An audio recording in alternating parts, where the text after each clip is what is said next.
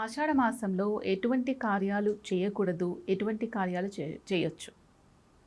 ఆషాఢ మాసంలో ఏం కార్యాలు చేయకూడదంటేనమ్మా, గృహప్రవేశాలు అంటే శుభకార్యాల్లో ముఖ్యంగా గృహప్రవేశాలు, వివాహాది క్రతువులు, తర్వాత వివాహము, గృహప్రవేశము, ఉపనయన సంస్కారాలు ఇట్లాంటివన్నీ కూడాను చేయకూడదమ్మా.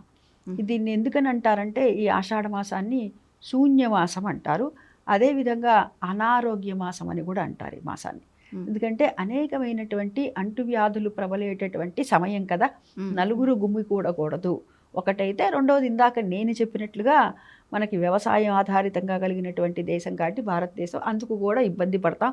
ఇప్పుడు చక్కగా చేసుకోండి, ఇవన్నీ నాట్లు గీట్లు అన్నీ వేసుకోండి, రేపు వచ్చేటటువంటి శ్రావణంలో బ్రహ్మాండంగా అంగరంగ వైభవంగా చేసుకోండి అని చెప్పి చెప్తారంట. అది అందుకని అన్నమాట. అయితే ఇలాంటివి మటుకు చేయకూడదు. ఇంకా చేయవలసినవి ఏమన్నా ఉన్నాయా అంటే, ఆధ్యాత్మికకి ఎంతంటే ఇక మాటల్లో మనం చెప్పలేమన్నమాట. ఈ మాసాన్ని ఆధ్యాత్మిక మాసం అని కూడా అంటారు. ఎందుకంటే సాధనకి అనువైనటువంటి మాసం. మనం ఏదైనా సరే, అమ్మవారిది కావచ్చు, విష్ణుమూర్తిది కావచ్చు, మన ఇష్టదేవత కావచ్చు, కులదేవత కావచ్చు, ఇంటి దేవత కావచ్చు, ఎవరైనా కానీ సాధారణంగా అమ్మవారిని మనం ఎక్కువగా ఆరాధిస్తూ ఉంటాం కదా ఈ మాసం అంతా కూడా. ఎందుకని అంటే, వచ్చేటటువంటి బయట వచ్చేటటువంటి వాతావరణంలో వచ్చే పరిస్థితుల వల్ల మనం ఇబ్బంది పడకుండా ఉండేందుకు అమ్మ ఆరాధనని మనకి పెద్దలు సూచించారు కాబట్టి. అంటే ఇలా అమ్మవారి ఆరాధన చక్కగా చేసుకోవచ్చు. ఎందుకు ఆధ్యాత్మిక మాసం అన్నారు అని అంటే, బయటకు ఉన్న వాతావరణం చూడండి, మొన్నటి వరకు బాగా ఎండలు ఎక్కువ ఉంటాయి, రేపు వచ్చేటటువంటిది వర్షాలు విపరీతంగా ఉంటాయి. ఇప్పుడు వాతావరణం సమంగా ఉంటుంది. ఇటు మరీ వర్షాలుగానే ఉండదు, ఎండగా ఉంటుంది అనమాట. కాబట్టి మనం మనసుని నిలబెట్టడానికి వీలైనటువంటి అనువైనటువంటి కాలంగా ఈ మాసాన్ని చెప్తారనమాట. అందుకని ఏదైనా మన ఇష్టమైనటువంటి దైవంతో, అమ్మవారిది కావచ్చు, అయ్యవారిది కావచ్చు, చక్కగా ధ్యానం చేసుకోవటానికి బాగా ఉపయోగపడేటటువంటి మాసం ఈ మాసం. ఈ విధంగా చెయ్యాలి. ఏమి శుభకార్యాలు ఇత్యాదులు అంటే గృహప్రవేశం, వివాహం, ఉపనయన సంస్కారాలు ఇలాంటివి చేయకూడదు. ఇలాంటివి మటుకు అన్నీ చెయ్యాలి. అదేవిధంగా ఈ మాసంలో దానాలు కూడా ఇవ్వమని చెప్పారు. ఏ దానాలు ఇవ్వమన్నారు అని అంటే కనుక, గొడుగు ఇవ్వమన్నారు. రాబోయేదంతా కూడా వర్షాకాలం కదా, చెప్పులు ఇవ్వమన్నారు, పాదరక్షలు, వర్షాలకి ఆపుతుంది అనేసి.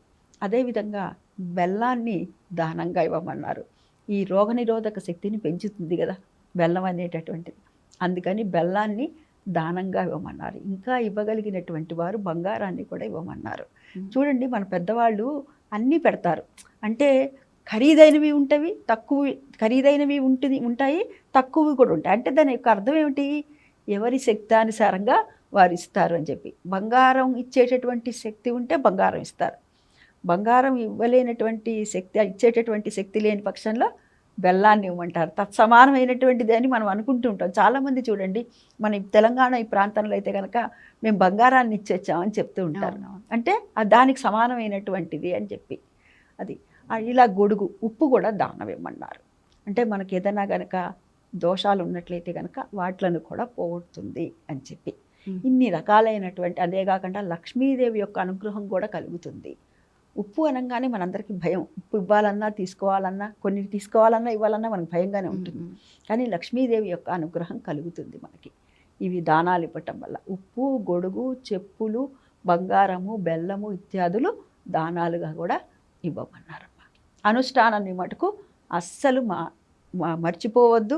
వీలైనంత చేసుకోవాలి. అనుష్ఠానం అంటే ఎవరికైనా మంత్రాలు ఉంటే చేసుకుంటారు, లేని పక్షంలో మామూలుగా స్తోత్రాలు, పారాయణలు ఉంటాయి కదండి, అలాంటివి కూడా చేసుకోవచ్చు.